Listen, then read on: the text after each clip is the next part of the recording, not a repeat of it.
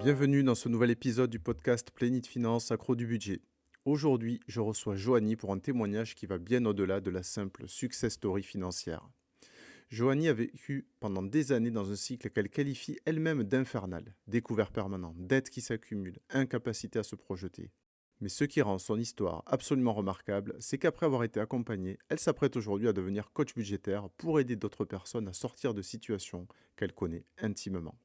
Si vous vous êtes déjà senti acculé financièrement, si vous avez honte de votre situation ou si vous pensez qu'il est impossible de s'en sortir, cet épisode va probablement changer votre perspective.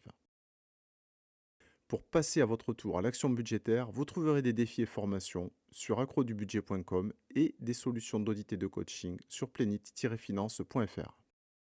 Juste avant d'entendre Joanie, je vous rappelle que vous pouvez soutenir le podcast très simplement, en le partageant, en le notant sur votre plateforme d'écoute préférée ou en vous abonnant pour ne manquer aucun épisode.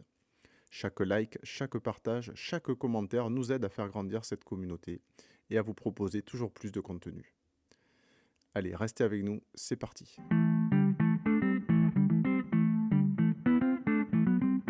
Bonjour Joanie. Bonjour Xavier.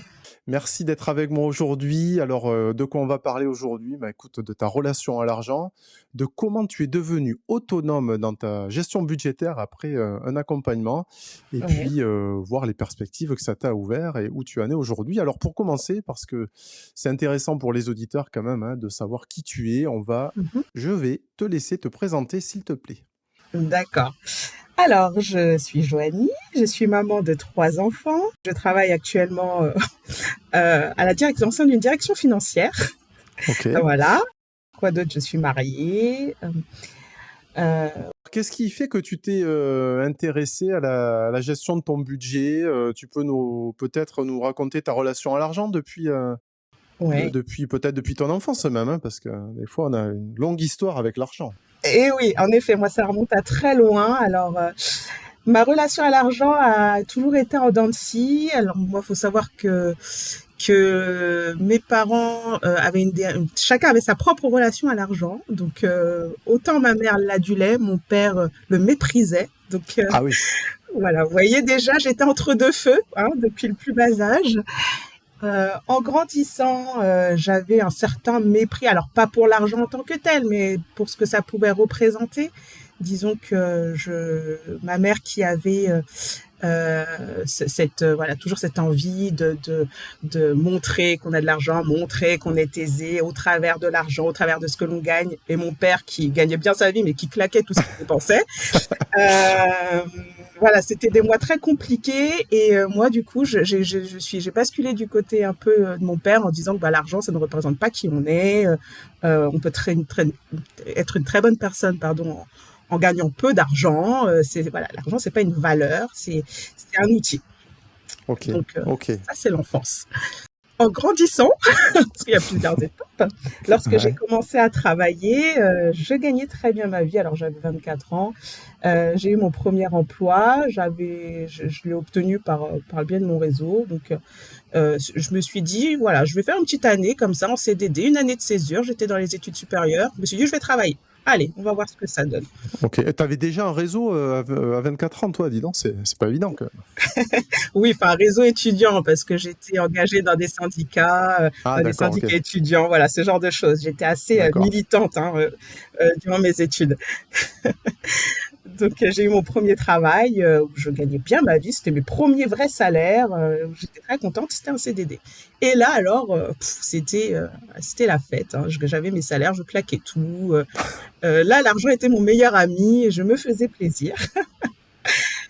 Voilà. Et puis, à la fin de mon CDD, j'ai pointé au chômage. J'ai décidé de ne pas reprendre mes études et de continuer à travailler. Donc, je suis restée un petit peu au chômage et j'ai retrouvé un travail ensuite. Et ça a été la dégringolade parce que j'étais beaucoup moins payée. Et là, ça a été le début de la galère. Voilà. Ah ouais, donc ça veut dire quoi? Tu as maintenu certains standards de vie alors que tu n'avais plus les moyens Absolument. associés? Ouais, D'accord, ok. absolument, Ok. absolument. Et puis ça a duré des années comme ça, où j'étais complètement en décalage avec mes rentrées d'argent. Et bien sûr, tout ça, ben, on fait des mauvais choix, on crée des dettes, on vit à découvert, voilà, on paye pas à temps ses factures. Donc j'étais un peu dans cet engrenage. Mais paradoxalement, pour revenir à ma relation propre avec l'argent, c'est que j'étais attirée par l'argent. Donc, je travaillais dans les assurances et puis j'avais envie de travailler en banque parce que la banque, ça veut dire de l'argent et l'argent, voilà, il y avait un truc qui m'attirait. Donc, mon parcours professionnel est aussi un peu atypique, mais ça a été, avec du recul, l'argent était ça a été un catalyseur pour moi. Voilà, D'accord. Donc là, quand tu étais dans les assurances, donc tu avais un salaire moins élevé, ça veut dire que tu étais à découvert systématiquement pendant des années. Ah oui, ah bah oui, là, alors, une Et fois comment que tu faisais? Tu creusais ton découvert ou tu arrivais à le maintenir? Tu avais des agios, tu étais obligé d'emprunter pour rembourser tes échéances? Enfin, je sais pas, ça se Ouais, passait alors en comment? fait, j'étais à découvert en permanence. Dès que le salaire rentrait, ben, je repassais en positif. Et puis après, je retombais à découvert. Donc c'était ce D'accord. cercle vicieux où il y avait du Hmm. positif 2, 3 jours. Et puis après, pouf, tout s'envolait. Donc ça a duré quelques années quand même jusqu'au jour où ça n'a plus tenu comme schéma. Ça n'a plus tenu du tout. Hmm. Euh, voilà, entre-temps, je me suis mariée. J'ai eu ma première fille. Euh, Mon mari, lui, par chance, est beaucoup plus, a une relation plus saine que moi avec Ah, l'argent. Voilà. Ça a été déjà un peu ça a permis aussi d'avoir une autre vision de l'argent à travers lui, disons. Voilà. Lui savait qu'il fallait le gagner, qu'il y a un budget à tenir. Donc, j'ai commencé à regarder, à me dire, bon, bah, vivre à découvert, c'est pas forcément bien, surtout qu'on a des projets et qu'on commence à avoir des enfants. ah oui. Voilà. Donc par la suite, j'ai décidé de me plonger un petit peu plus dans mes finances. Mais voilà, pour faire court, lorsque j'ai commencé à le faire, on était déjà acculés. Enfin, là, j'étais arrivée à un certain point où je pouvais ne plus payer mon crédit immobilier. On était voilà, dans un Ouais, certain d'accord. Et voyez. parce que donc tu dis que ça t'a aidé quand même hein, d'être avec ton mari qui lui avait une bonne gestion, mais vous avez Oui. réussi à mutualiser cette gestion ou toi tu l'as entraîné un peu Ah vers non, le je l'entraînais. découvert ou lui il a pu te remonter au-dessus de la ligne de flottaison? Alors, Non, avec les années, alors ça, non, en fait, finalement, je l'ai entraîné, mais pas pour les mêmes raisons qu'au départ. C'est vrai que, alors, très schématiquement, mes choix, en fait, de mon passé ont une incidence sur mon présent et mon futur. Donc, en d'accord. fait, lui, il est arrivé au moment où les répercussions de ma mauvaise gestion commençaient à tomber. Que malgré tout, on avançait dans la vie, on a réussi à être propriétaire, à acheter tout ça, mais j'avais encore cette mauvaise relation avec l'argent, encore Hmm. cette facilité à emprunter, à faire des crédits à la conso très facilement. Euh, voilà, une relation assez malsaine, jusqu'au jour où pour toute autre raison, alors je suis arrivée auprès de Plénit de manière tout à fait hasardeuse et pas au début, pas pour moi, pas pour ma gestion personnelle. D'accord. Ok. Ce qui est très paradoxal, ce qui n'a pas de, voilà, avec du recul.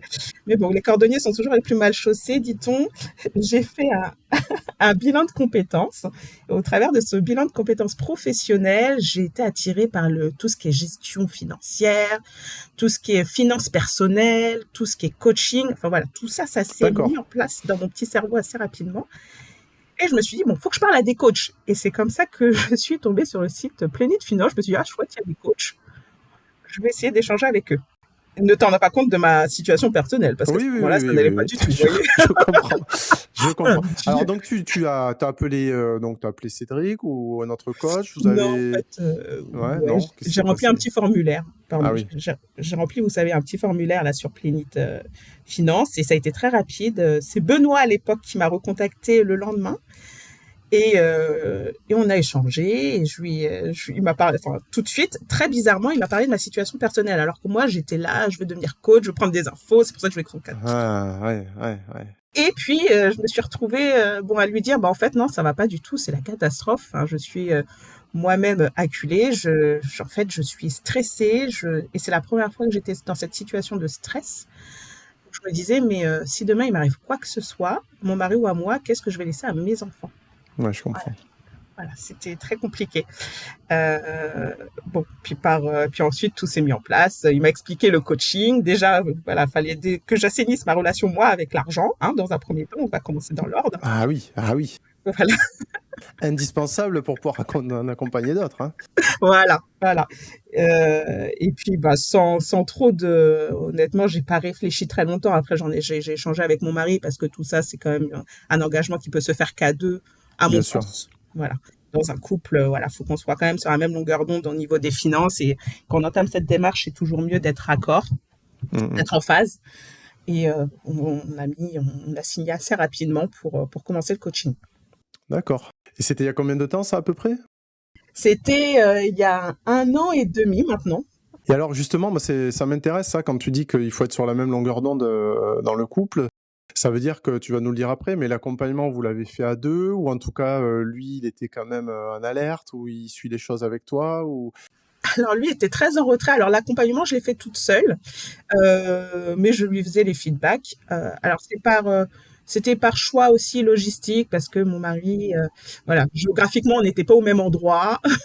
Et puis moi, le sujet, j'avais vraiment envie de m'y intéresser de très près. Voilà, Oui, voilà, puisque par la suite, j'envisage de devenir coach, je voulais vraiment, voilà, être pleinement engagée dans ce processus. bien sûr, ouais, bien sûr. Par rapport à la gestion de l'argent en couple, est-ce que ça a changé votre façon de faire sur la répartition des dépenses, sur un compte commun, pas de compte commun, parce qu'il y a 1000 façons de gérer ses finances en couple, hein, donc ça vous a fait évoluer, ou de ce côté-là, il n'y avait pas besoin, ou comment ça s'est passé?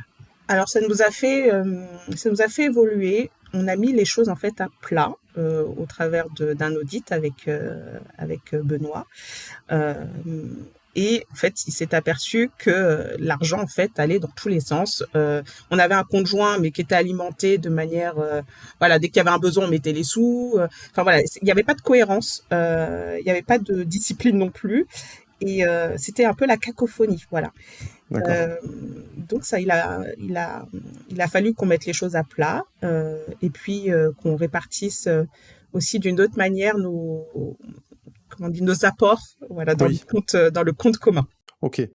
Alors, qu'est-ce que tu as fait en premier là? Tes premiers changements, ça a été quoi à l'issue? Bon, il y a eu une audit, après il y a le début du Mm. coaching. En fait, d'abord, peut-être ton objectif de coaching, parce qu'en général, on a un objectif au début, là, c'était quoi? Alors, mon premier objectif, c'était la paix, la tranquillité, vraiment avoir de la clarté. Voilà, avoir de Ouais, la clarté parce que c'est insidieux tout ça. On se dit, un découvert, c'est pas grave, on est dans un cercle vicieux, mais on se dit, mais l'avenir, à un moment donné, enfin, tout nous rattrape. Et il faut qu'on puisse se projeter, il faut faire des projets. Et quand on est dans une situation où on est acculé, dans laquelle voilà, les dettes s'accumulent, on ne respire plus, il est impossible de faire de projet. C'est très oui, oui, compliqué. oui. Voilà. Donc, j'avais besoin de clarté pour pouvoir après mettre en place une sorte de stratégie, en allant par étapes en fait vers des objectifs qui se sont en fait précisés au fil du coaching finalement. D'accord. Mais tant que je m'étais pas posée et qu'on n'avait pas une vision claire de notre argent, de ce qui rentre, de ce qui sort, de la façon dont on pouvait se sortir des dettes, c'était très compliqué d'avoir une vision ou même des projets à moyen terme.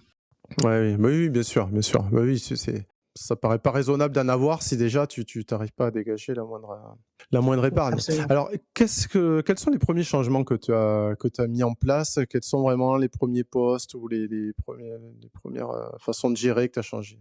Alors, les premiers changements ont été déjà de savoir, ce qui est chose qui, avec du recul, me semble évident, mais où va notre argent, tout simplement. Ce qu'on Hmm, dépense en termes d'alimentation, ce qu'on dépense pour les enfants en termes de vêtements. Voilà, avoir des postes budgétaires et savoir exactement ce qu'on y met et combien par mois. Euh, Avant de faire la démarche du coaching, en effet, on sait qu'il faut se nourrir, on dépense de l'argent, mais on ne sait pas combien on dépense en alimentaire. Et ce qui crée, pour moi, avec maintenant du recul, c'est aberrant. Enfin, j'étais incapable de dire combien ouais, par mois je dépensais en courses. Donc déjà, ça, voilà, budgétiser, mettre des postes, ça a été la première étape. Et toujours dans cet objectif de clarté. Après, il y a eu des choix stratégiques qu'il fallait faire, enfin, disons, mettre de côté certaines dépenses, notamment tout ce qui est, voilà, les petites qu'on sort, on va acheter des petites choses pour ses enfants. Alors moi, c'était surtout les enfants, les dépenses excessives, hein, voilà. Dès qu'il y avait un D'accord. truc que je pouvais leur offrir, je leur offrais vêtements, jouets, voilà. Donc là, il a fallu se raisonner. Voilà. Y mettre un budget par mois sans tout couper, mais en tout cas, y mettre un budget par mois, se dire, ben, ce mois-ci, pour les enfants, enfin, on va pouvoir allouer tant de budget pour les plaisirs. D'accord, donc ça, c'était vraiment le poste sur lequel tu as pu récupérer rapidement une certaine somme, ou en tout cas te fixer un budget qui paraissait raisonnable et cohérent avec l'ensemble de tes dépenses, quoi. Absolument. Donc, il y a ce poste-là et le budget alimentation aussi. Aussi. Ouais, aussi. Et comment tu as fait pour rationaliser ce budget alimentation? Bah, arrêter d'aller en course tous les 4 matins. Voilà, ça, c'est des tentations. Dès qu'on a, en fait, je fonctionnais à l'envie. Dès que j'avais envie de manger quelque chose, de faire un plat particulier, puis on va au magasin, puis on se retrouve à acheter des choses, voilà, sans trop de liste, sans rien, alors que c'est enfin, voilà, c'était pas très rationnel comme, comme comportement. Et aujourd'hui, comment tu gères tes courses alors? Alors, tous les mois, il y a un budget qui est alloué. Après, réellement, c'est toujours la même chose en termes de ce qu'on consomme, c'est toujours à peu près la même chose. Voilà, il n'y a pas de. Bien sûr. Et puis pour les petits plus, on anticipe. Enfin, pour les petits plus, on sait quand on va recevoir dans le mois, on sait qu'il faut prévoir en conséquence. On augmente son budget en conséquence. On sait qu'il y a les vacances. Oui. Pardon, tu vas faire les courses, mais toutes les semaines, par quinzaine, Tous ou enfin, tu les. t'es mis un rituel, quoi, ou pas vraiment? Ouais, enfin, pas vraiment un rituel, mais disons que j'essaye de le faire tous les 10 jours. Allez, ouais, tous les 10 jours d'aller en course. D'accord. Il y a toujours des petites choses qui peuvent manquer, mais voilà, les grosses courses, c'est tous les 10 jours. D'accord, ok. De pas toujours courir au magasin. Et pardon, je t'ai peut-être coupé, tu allais nous parler de vacances. Oui, oui, je disais juste aussi pour les vacances scolaires. Bon, maintenant que on est passé de 2 enfants à 3 enfants durant le coaching. Euh, Félicitations. Merci. Voilà, ça aussi, c'est un budget parce que les enfants, quand on est tous à la maison, tout simplement, certes, il n'y a plus la cantine, mais il faut prévoir en conséquence le budget alimentation. Donc voilà, c'est des petites astuces comme ça qu'on a travaillé avec mon coach, Séverine, qui m'ont permis d'avoir un budget alimentation défini et anticipé. Ok, ok. Et aujourd'hui, tu arrives donc à avoir des dépenses et des rentrées qui sont cohérentes avec le budget que tu t'es fixé sur le mois. Oui, en règle générale. Alors là, on sort de la rentrée, oui. Bon, après, Ouais, il y a d'autres mécanismes, des épargnes de secours, ce genre de choses qu'on a mis en place aussi. d'accord. Il peut y avoir des dérapages, mais même dans ces dérapages-là, disons que c'est contrôlé. Voilà. Il n'y a pas de grosse surprise. Il n'y a pas la facture qui va tomber et qui va mettre le budget en l'air. Si jamais ça arrive, il y a une épargne de secours qui est là pour ça. Ouais, Donc, et d'accord. tout Ok. ça, c'est le coaching qui me l'a apporté. Chose que Oui, et donc, ouais, bravo, parce que ça veut dire que tu as réussi donc à passer une situation d'endettement chronique à une situation d'épargne régulière. oui, absolument. Tout à fait. Ah ouais. Et alors, c'est quoi les premières épargnes? Elles servent à quoi? Alors, c'est pour une épargne de secours, c'est ça la première que tu mets en place? Alors, la première qu'on a constituée, c'était l'épargne, alors non, c'était les épargnes projets, parce que tous les ans, il y a les mêmes grosses factures, les mêmes échéances, si vous voulez, qui tombent. On va avoir les impôts, voilà, la réparation de voitures, ce genre de choses, Hmm. voilà, qu'on a mis en place rapidement avec Séverine, d'autant plus qu'il y avait un besoin. Et puis, en parallèle, voilà, un petit peu, quelques temps après, on a commencé à mettre en place une épargne de précaution. Donc D'accord. avec un moindre montant. Mais voilà, il fallait déjà faire face aux grosses dépenses de l'année en prévoyant ces enveloppes. Et donc, aujourd'hui, tu arrives à mettre de côté pour l'épargne précaution de tous les mois, ou elle est constituée, elle est en cours de constitution? Elle est en cours de constitution, parce que bon, j'ai appris aussi à mes dépens enfin, à mes dépens non, mais l'épargne de précaution est là pour voilà, venir pallier les dépenses imprévues. Donc forcément, on tape dedans quand il y a un imprévu. Donc on Ça sert à l'alimente. ça. Ouais, Voilà, ouais. ça sert à ça. Donc, mais voilà, c'est rassurant. Au début, c'était très difficile parce que quand on voit son épargne augmenter, on n'a pas envie d'y toucher. Mais avec l'autre raisonnement qu'on acquiert aussi, on se dit, vaut mieux taper dans son épargne que taper dans le découvert. Ouais. Non, oui, bien sûr. Bah oui, c'est quand même une autre mécanique, hein. au-delà de cette épargne, on va dire, de secours ou cette épargne de précaution, aujourd'hui, d'avoir une gestion de tes finances personnelles plus sereine, ça t'ouvre quoi comme perspective pour l'avenir? Alors, énormément de projets, parce que énormément de projets. Alors,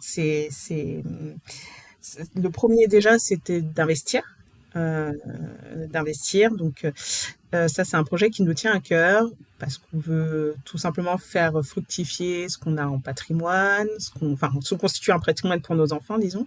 Et Mhm. donc ça, c'est un projet qu'on commence à concrétiser, voilà, en mettant tous les mois une somme de côté pour ça. Euh, D'accord.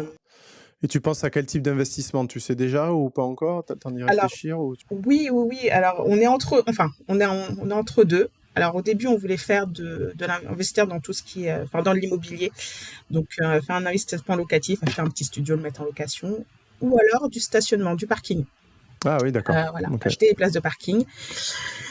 Mmh, mais on est en train de, voilà, on réfléchit, on mature l'idée, on a plus envie d'investir dans l'immobilier, d'investissement locatif que dans du parking, parce qu'en Île-de-France, ben, c'est très cher. Voilà, les places de parking sont super chères. Donc, Ok, d'accord. Donc vous constituez un patrimoine qui vous servira d'apport pour un investissement locatif. C'est l'idée, si j'ai bien ouais, ouais, compris. ouais, c'est l'idée, c'est D'accord, l'idée. super, ouais, super projet, ouais. Génial. D'autres projets? Alors d'autres, après, c'est des choses à plus court terme, mais voilà, de très belles vacances cet été, Ah, parce que voilà, on aime bouger. Alors après, il y a eu, j'ai été enceinte très régulièrement ces dernières années. Donc, les ouais, voyages n'étaient pas très, on s'éloignait pas trop, mais voilà, faire un beau voyage. d'accord. Et ça, c'est à quelle échéance? Bon, pour cet été, pour cet D'accord, été. super. Bon, Voilà. la destination est sélectionnée ou pas encore? Pas encore. D'accord, Là, ok. faut qu'on réajuste. On a des pistes, mais voilà, faut qu'on réajuste la cagnotte en conséquence. D'accord. Quelles sont les pistes qui tiennent la corde là jusqu'ici? Ah, là, on a vraiment, enfin, on aimerait beaucoup aller en Croatie. Ah oui, J'y étais allée une fois avec mon mari et là, on, voilà, embarquait toute la famille. Et sinon, si vraiment là, en termes de budget, c'est ric-rac, on se rabattra sans doute sur le Portugal ou voir ah, sympa l'Espagne. Mais aussi. sympa, D'accord, ok, sympa. ok, ok. Bon, c'est bien ça. L'été s'annonce sympa. Oui. Bon, génial. Alors après, tu m'as dit tout à l'heure que tu avais fait ce coaching. Enfin, d'abord, tu avais contacté Plénite Finance parce que tu t'intéressais au sujet des finances personnelles, Mm. de gestion budgétaire. Donc, tu en es où de ta situation professionnelle vis-à-vis de ces aspirations aujourd'hui? Bah, ça se précise, ça se précise. Je vais commencer mon stage de coach, Ah, voilà, de pour coach Plénite Finance, budgétaire donc, hein? pour Pour Plénite Plénite Finance, Finance. hein. Ok, Voilà, pour ok. Plénite Finance. Euh, voilà, j'ai échangé avec Cédric il y a peu de temps. Donc, début novembre, je vais rentrer en stage. Je serai apprenti coach euh, Super. durant 4 mois. Et puis, à l'issue, être certifié par Plénite. Oui, oui, d'accord. Pour après te lancer vraiment dans le coaching. Oui. Et en plus, bon, franchement, ton expérience, enfin, moi, je trouve ça super intéressant, qu'il y ait aussi des coachs qui aient pu vivre l'expérience que leurs clients vont vivre, en fait. Hein. Donc, Oui. d'avoir une relation compliquée ou d'avoir des résultats compliqués et puis d'arriver à passer outre et de le maintenir.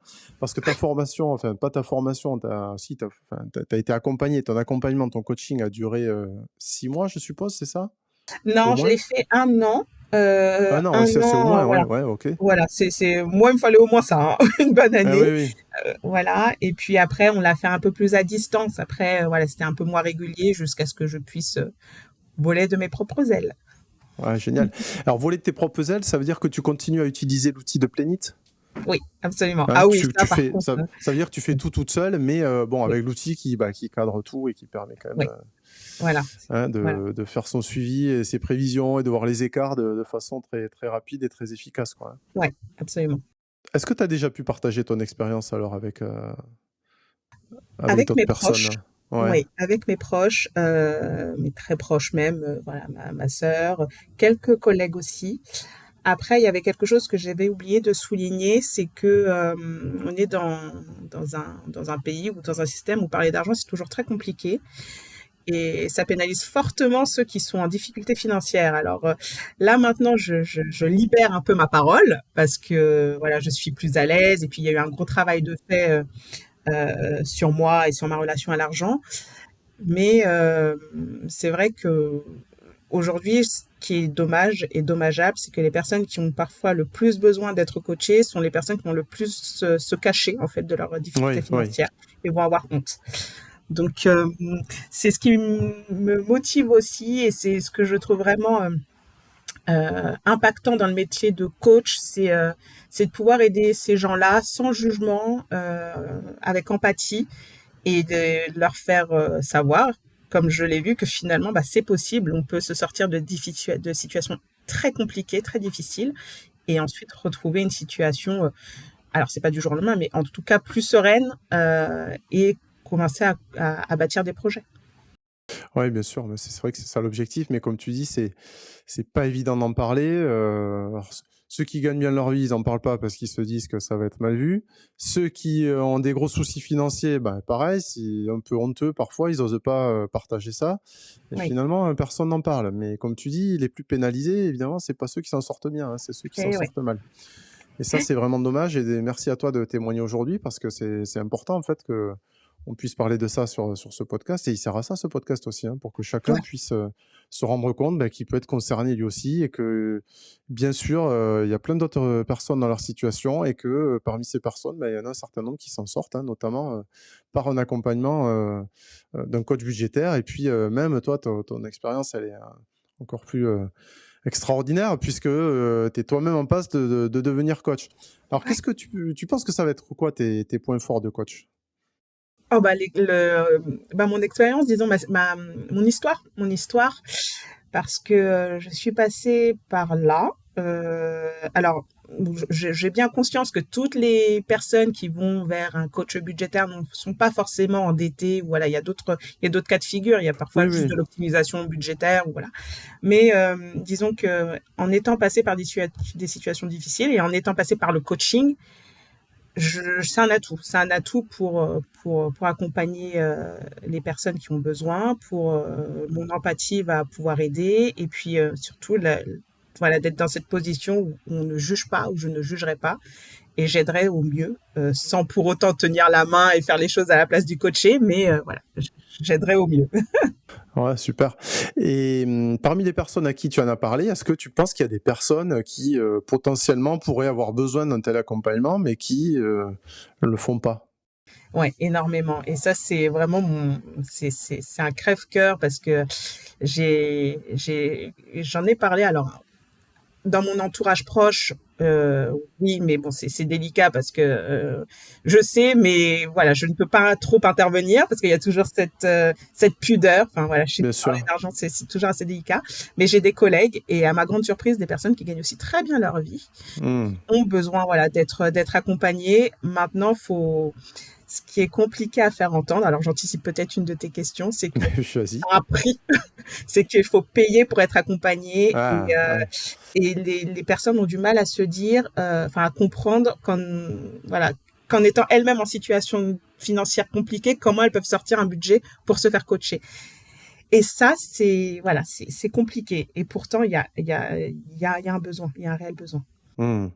Après, ah oui, c'est sûr que ça, c'est une objection assez forte, hein, mais on fait un audit pour ça aussi. Hein, avant de partir sur un coaching, on fait un audit pour savoir si la situation elle est vraiment trop compliquée et auquel cas on va peut-être pas proposer le coaching parce qu'en effet ressortir de l'argent pour l'accompagnement, peut-être qu'il y a des personnes chez qui on estime que le jeu ne vaudra pas la chandelle, mais ça Oui, c'est minoritaire, hein, puisque on voit bien que la plupart des personnes qui sont faites accompagner, elles ont, enfin, je veux dire, l'investissement, il a été remboursé dès le deuxième ou troisième mois, quoi. Hein, puisque absolument, toi-même, absolument, hein, tu es passé de moins quelque chose à plus quelque chose en quelques mois. très Donc, rapidement. alors même que tu payais le coaching. Donc, Oui, bon, enfin, je veux dire, oui, oui, c'est la plus belle preuve. Mais on peut comprendre que sur le moment, en effet, on se dit, bah, déjà, j'ai du mal à équilibrer mon budget. Si je sors encore plus de sous pour cet accompagnement-là. Mais bon, cet accompagnement-là, il est ponctuel. Hein, il dure plusieurs mois, bien sûr. Mais par contre, il peut créer des effets pour toute la vie avec un levier qui va être énorme tout à fait, derrière. Ouais, ouais. absolument. absolument. Donc ça, il faut... mais bon, je peux comprendre les gens, hein, mais il faut arriver je pense, à faire l'audit initial. Et Ouais, déjà, dans l'audit, on identifie les pistes et déjà, on voit peut-être les enjeux et les progrès qui sont faisables et on voit que l'investissement, ben, il va peut-être être vite rentabilisé, quoi. ouais, ah ouais, absolument. Peut-être ça. Qu'est-ce que tu peux nous dire d'autre là, alors sur les budgets, les finances personnelles? Donc tu veux être coach, qu'est-ce qui Ouais. t'intéresse dans tout ça? Est-ce que tu as des dadas? Est-ce que c'est quoi Ah ton bah truc? ouais, j'adore optimiser les budgets. Moi, j'adore avoir des chiffres, voilà, de se dire bah tiens, on peut faire ça, puis augmenter cette enveloppe et la redescendre, on sera juste. Enfin, j'aime le fait que ce soit vivant en fait, les finances Ah oui, personnelles. oui. Voilà, c'est quelque chose de vivant, c'est pas quelque chose de figé. C'est quelque chose aussi qui est tout à fait, enfin, qui est à la portée de tous lorsqu'on a les bonnes informations. Donc c'est pour ça aussi que Plénit parle d'éducation financière. Hein, Ah voilà, oui, c'est quelque chose alors qu'à la portée de tous. Malheureusement, oui et non, mais une fois qu'on a l'info, on peut le mettre en pratique et le faire vivre à sa façon, en fonction de sa vie, tout simplement. Et moi, c'est quelque chose qui m'anime particulièrement, particulièrement. bon, mais c'est top ça. Alors qu'est-ce que tu dirais aux personnes qui hésitent là, qui se disent, qui se reconnaissent un peu peut-être dans ton histoire, Ouais. qui sont dans la situation dans laquelle tu étais il y a encore 2 ou 3 ans Ouais. Ben, ce que je leur dirais, c'est que premièrement, n'ayez pas honte de cette situation, n'ayez pas honte de vous, ça arrive. On part pas tous avec les mêmes cartes dans la vie, mais aujourd'hui, Plénit Finance et les coachs sont là pour redistribuer les cartes. Donc, euh, n'ayez pas honte, faites cette première démarche de prendre contact avec Plénit Finance, de faire un audit et vous verrez que la situation parfois est moins désespérée qu'on en pense. Mais surtout, Ouais, parlez-en. Voilà, parlez-en. Ne d'accord. restez pas Ok, seul dans votre coin. ok, bon, super. Écoute, merci pour ton message. Alors, ce qu'on peut dire aux auditeurs, c'est que d'ici quelques mois, ils pourront faire appel à toi comme coach, hein. Ouais, Donc ça, c'est la bonne nouvelle. Que toi, on entend tout ton dynamisme, ta pêche, ton envie, et puis voilà, oui, l'envie quand même d'aider les gens, et ça, c'est génial.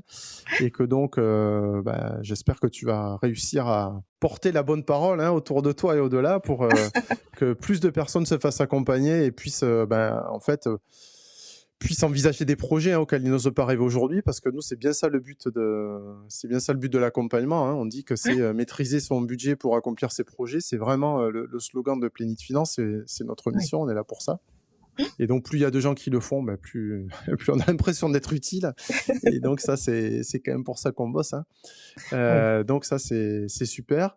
Et puis, écoute, au plaisir de rediscuter avec toi lorsque Bah, tu merci seras beaucoup. coach. Et encore merci pour ton témoignage, en espérant qu'il inspire beaucoup de personnes à passer à l'acte et à libérer la parole et à se dire qu'ils ne sont pas obligés de rester tout seuls avec leurs difficultés, mais qu'en s'ouvrant aux autres, on peut trouver des solutions. Merci, Xavier. Merci Merci de beaucoup, m'avoir donné Joanie. l'écho. Au plaisir. À bientôt. Au revoir. Au revoir.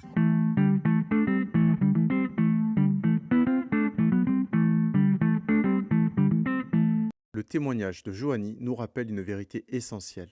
Nos difficultés financières ne définissent pas qui nous sommes, mais la façon dont nous les affrontons peut transformer notre vie.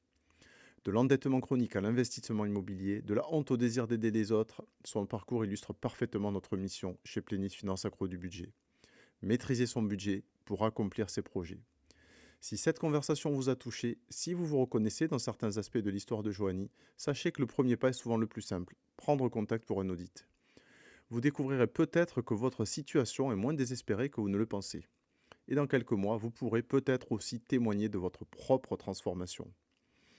Vous pouvez réserver un entretien gratuit et sans engagement avec un expert budgétaire sur plénit-finance.fr. Vous trouverez également des ressources très utiles et pratiques sur accrodubudget.com. N'oubliez pas de vous abonner pour ne manquer aucun épisode et on se retrouve très vite pour de nouvelles aventures financières.